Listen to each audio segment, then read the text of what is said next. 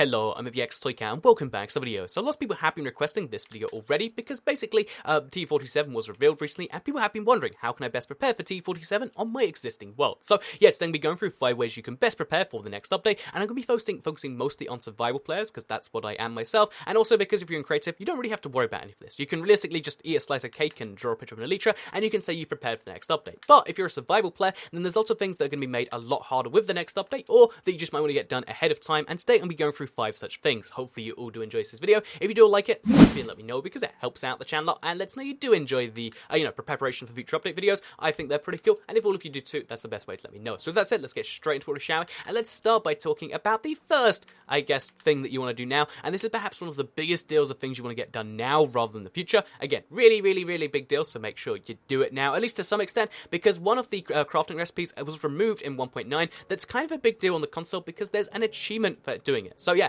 basically the recipe I'm talking about is for the Enchanted Golden Apple, or as it's referred to in the trophy or the achievement, the Notch Apple. Basically, there's an achievement for eating one of these, and as of 1.9, they were removed from the PC version. So presumably, they will be on the console, because that's how the console version works, which means that at some point, one of the items you need for an achievement won't be craftable any longer. So because they can't change the achievement, it means it's going to be very tricky to actually get that done. Fortunately, you can find golden apples in survival sometimes, but it means you have an existing world, you won't be able to get the Enchanted Golden Apple achievement unless you craft one now, or eat it now, or do whatever you need to do now, so you can do that. So yeah, make sure that you make an Enchanted Golden Apple, because otherwise an achievement is just kind of off bounds or very hard to get. And in case you're curious as to how to craft it, because most people don't do it, you need to get yourself 9 gold. Yeah, that's right, you need 9 gold blocks around a single apple, and it's a little bit ridiculous. I know it seems like a big waste of gold, but if you make them now, or you make several now just for fun, then you can get the achievement for eating it, and you can do that. So yes, I did just eat an Enchanted Golden Apple just for a point. What of it? So if that's it, let's move on to the next thing that you should do to prepare for the next update. And I think this one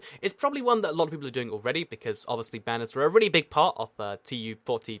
The update names are getting confusing now, let's just face it, that's a fact. But yeah, basically it's something that you should do anyway, like on an extra level, to prepare for the next update. So yeah, if you haven't already crafted a bunch of banners, or you have crafted a few, but not as many as you necessarily want, craft more now and just leave them in somewhere in preparation. Because again, most people think, well, if I don't need a place for a banner, should I really craft it? But the useful thing about banners is, as of the next updates, let's make a banner, let's say we really like. So it could be like the Pokemon one you've seen on my channel, it could be any banner that you really like, but for now let's just say you really like this banner. This banner represents your feelings, your heart, your emotions, your soul, your cat, whatever it is. Let's say this banner is that and you love it, but you don't really have a place for it in your world. Well, craft it anyway now, because as of the next update, presumably anyway, there's going to be shields, and shields, one of the cool things about them is you can put banners on them to kind of customize them. So guess what? You can have this, again, your soul, your heart, etc. You can have that all displayed on a shield, which you can carry with you at all times in the offhand slot, which sounds really awesome to me. So yeah, shields, and therefore the ability to have banners on them is going to be coming in the next update. And if you want to have like a really cool, like a Pokeball, or like any of the ones I've shown off in my videos,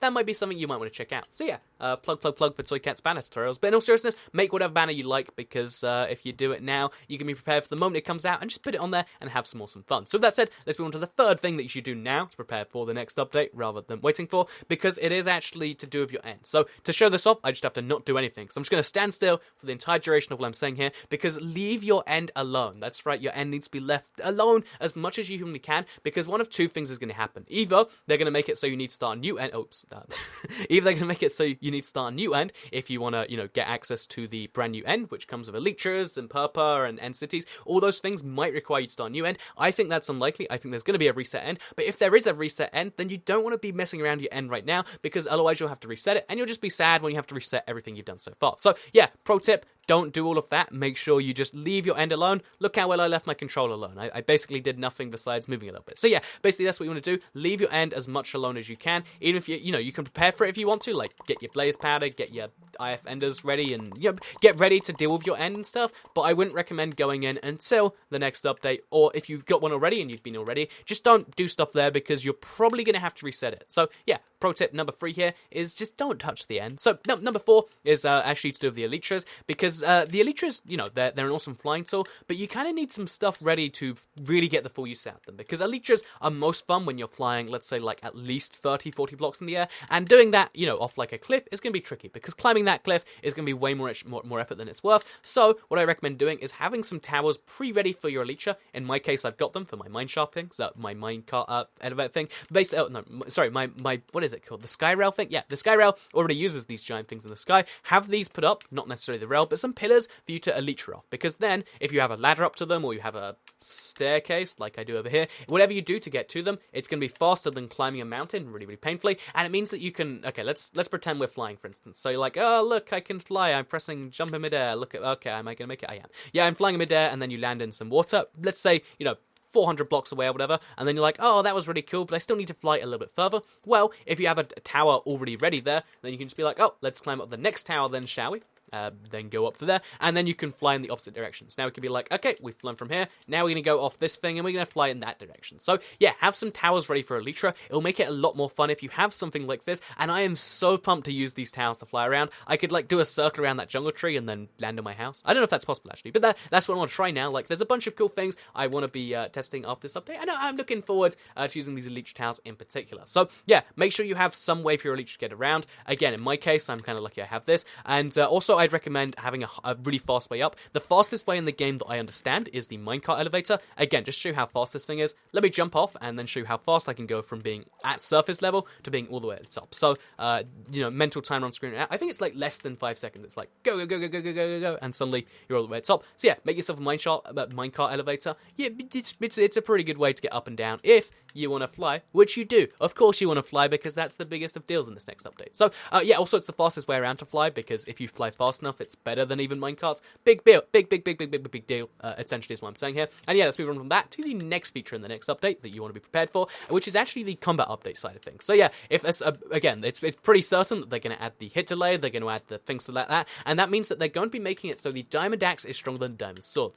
So many people overreact to this, saying, oh, no, the sword is a sword, it's got to be the strongest thing, and they realistically, they don't understand the minutiae of that, which is that the axe has, although it's going to be buffed to have 9 attack damage instead of 6 or greater than the 7 of the diamond sword, it still isn't actually going to be the best weapon in the game, because the DPS award, the damage per second, it goes to the diamond sword. It can attack twice as fast, at full damage anyway, than the diamond axe, which means that you're still going to have a diamond sword most of the time, but you might want to prepare a diamond axe anyway, because even though, it has less damage, per second, the more damage per hit sometimes comes in important for survival. So let's say you have, sharpness 3. Do we have sharpness 3 in it? We do have sharpness 3. Oh, we've got one on us too. So let's say you have sharpness 3, right? If you put that on a sword, what it's going to do is you're going to have a 9 attack damage sword. So this takes you 3 hits to kill a zombie, to kill a skeleton, to kill 2 hits to kill a spider. Whereas if you have let's replace that with an axe. Again, add 3 attack damage to this, because that's what the buff is going to be. This goes all the way up to 11 attack damage. So that's enough to kill a zombie in 2 hits. So hit once, go back, hit twice, which might be more convenient than 3 hits, and it means a lot of mobs will die in 1 critical hit, or if you critical hit stuff, you can deal so much damage to even the biggest of mobs. Basically, some mobs will die faster using the diamond axe if you have sharpness on it than they will with the diamond sword. Sharpness 5, it gets even crazier, and that means that you might, if you want to experiment with that, if you want to just have fun using an axe as a sword, because again, it counts as a combat weapon after this, then you might want to be like, yeah, sure, I'll put sharpness on my axe now, and then I'll play around with the next update. But you might want to be doing that now, because obviously getting a lot of levels is something that's going to be a bit painful, especially since you're going to want to be repairing your elytra, which, by the way, as a little addendum to number 4, make sure you get leather right now, because you do need leather to repair elytras. But yeah, that's everything I have to say about how you should prepare for the next update. 5 different ways. Hopefully, at least one of them got you. At the very least, make your enchanting your apples. After that, I'd say make your elytra towers. After that, I'd say enchant your axes and get your banners, and then you can deal with everything else. But yeah, I hope you did all enjoy this video. Hope you learned something about something in it. If you did all like it, like video, let me know, because it helps out the channel, and let us know you do like these sorts of videos about the next update. Share the video if you liked it, because it helps out the channel. Wait, did I just say that again? But yeah, it helps other people see the channel, which is obviously pretty important as a YouTuber. And subscribe if you're new around here, because I make videos like this one every single day on my channel, and if you subscribe, you'll see them daily on your homepage. Thank you all very much for watching, and I'll see you all in the next video. Goodbye.